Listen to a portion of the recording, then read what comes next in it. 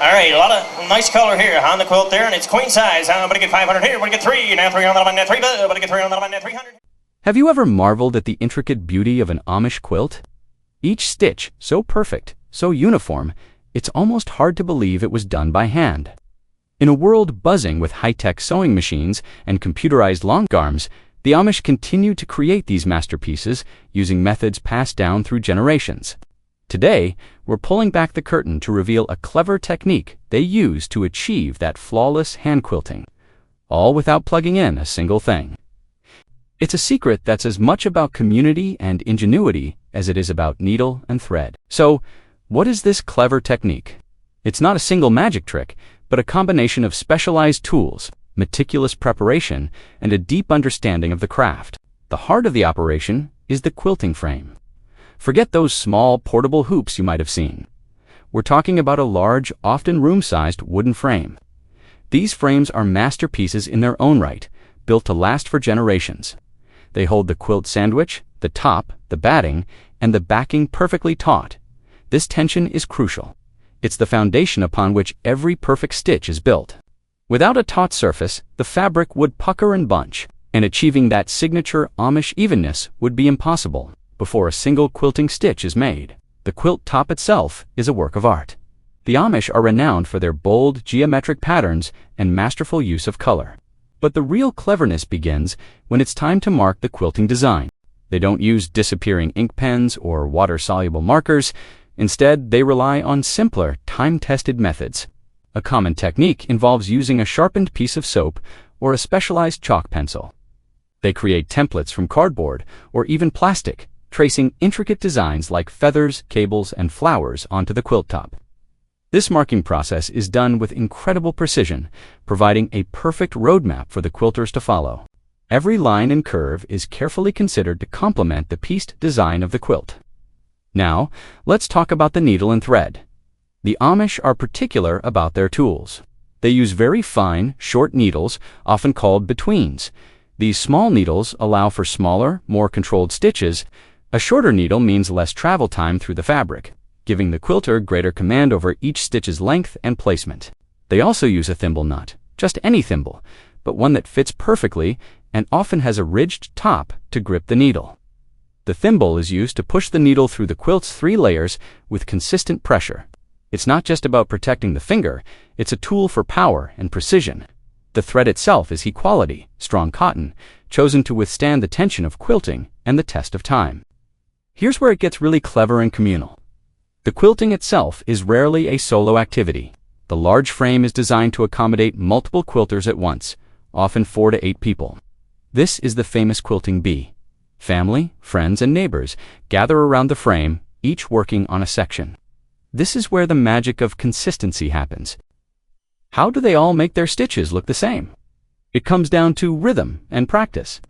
Sitting side by side, they naturally fall into a shared cadence. An experienced quilter might guide the others, setting the pace. They learn from each other, a gentle hum of conversation and the soft pop-pop-pop of needles, passing through fabric filling the room. It's a beautiful, living example of many hands make light work, but also many hands make uniform work. The technique for the stitch itself is a marvel of efficiency.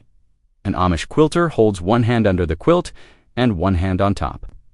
The top hand, wearing the thimble, pushes the needle down through the layers. The bottom hand, often with just a finger to guide, feels for the needle tip and immediately pushes it back up, a very short distance from where it went down.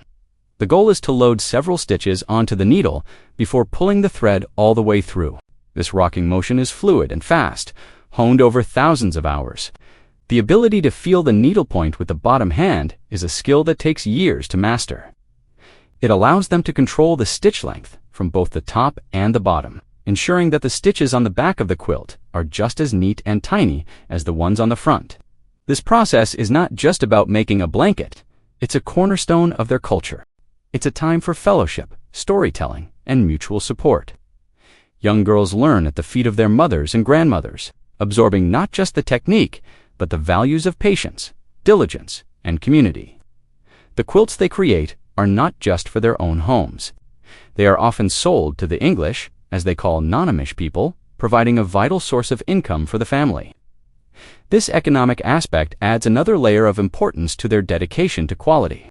Each quilt is a reputation, a testament to the skill and integrity of its makers.